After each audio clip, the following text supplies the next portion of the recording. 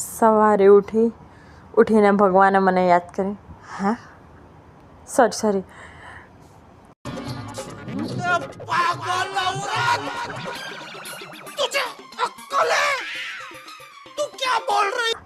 ભગવાનને યાદ કર્યા પછી વિચારતી હતી કે હવે શું કરીશું. ખેર વિચારો મૂક્યા સાઈડમાં અને સૌથી પહેલાં વિચાર્યું કે ઊભી થઈને બહાર નીકળો રૂમની. અને રૂમનો દરવાજો ખોલતા જ એટલું બધું તડકો મોઢા પર આવી રહ્યો હતો કે ઈચ્છા થઈ રહી હતી કે પાછી ગોદડા ભાગી જઈ જાઉં. तुमसे ना हो पाएगा. બધા વિચારો અને બધું જ સાઈડમાં મૂકીને હું ફટાફટ આવી ગઈ નીચે આવીને નિંદ્રા અવસ્થા એટલી મારી ઉપર હાવી થઈ રહી હતી કે હું આંખો બંધ કરીને ચાલતી હતી. બ્રશ બી મેં કરી લીધું. ખેર રોજની આદત છે. બહારનો વ્યૂ જોતા ચા પીધી. વ્યૂમાં કંઈ હતું નહીં જોવા જેવું. ये बड़ी अच्छी बात कही आप. પછી મેં વિચાર્યું કંઈ નહીં, ઝાડુ પોછા કરવાનું ચાલુ કરી દો. ઝાડુ પોછા હા ખેર કચરા પોતા.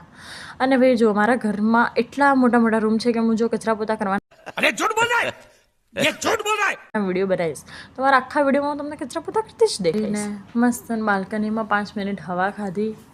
એ પછી ફટાફટ કપડાં ધોઈને લઈ આવી હતી અને કપડાં સુકાવા માંડી. જો ભાઈ કપડાં ધોતો વિડીયો હું નહીં ઉતારી શકતી કેમ કે એટલો બધો ટાઈમ નથી હોતો મારી પાસે. સવારમાં સમજી ગયા ને તમે બરાબર.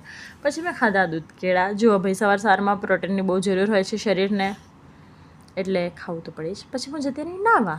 2 hours later. અને મને નાવામાં એટલી વાર લાગે છે કે મારા આખા ઘરના માણસો આમથી આમ થાય એ બી રેકોર્ડ થઈ જાય.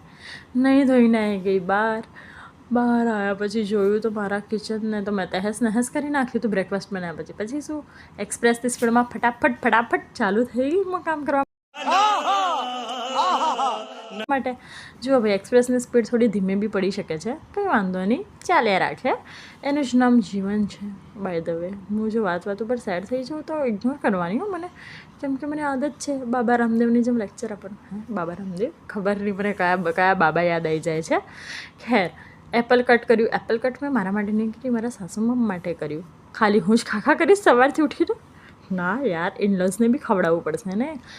ચલો કંઈ વાંધો નહીં. આ બધું હજી મારા કામ પત્યું જ નહોતું કે મારા હસબન્ડની મસ્ત મજાની કહેવાય ને ડિમાન્ડ આવી ગઈ હતી કે મારે હજી દહીં ખાવું છે ફ્રાય કરેલું.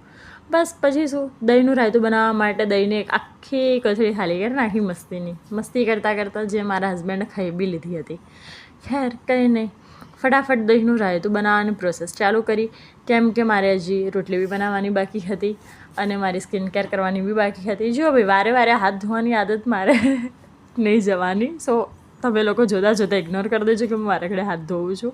અને આ જુઓ છો મારા હાથ કેવા એક્સપ્રેસની જેમ ચાલે છે. હા बंद करो हाथ जोड़ के मैं मोदी साहब से गुजारिश करता हूँ. ઇગ્નોર ના કરતા જુઓ અને શીખો કંઈક. પછી શું એ જ એક્સપ્રેસના સ્પીડવાળા હાથ લઈને મેં ફટાફટ ચાલુ કરી રોટલી બનાવવાની. જુઓ ભાઈ રોટલીના બળેલા ભાગને ઇગ્નોર કરી દેજો મારી જેમ. ઓકે.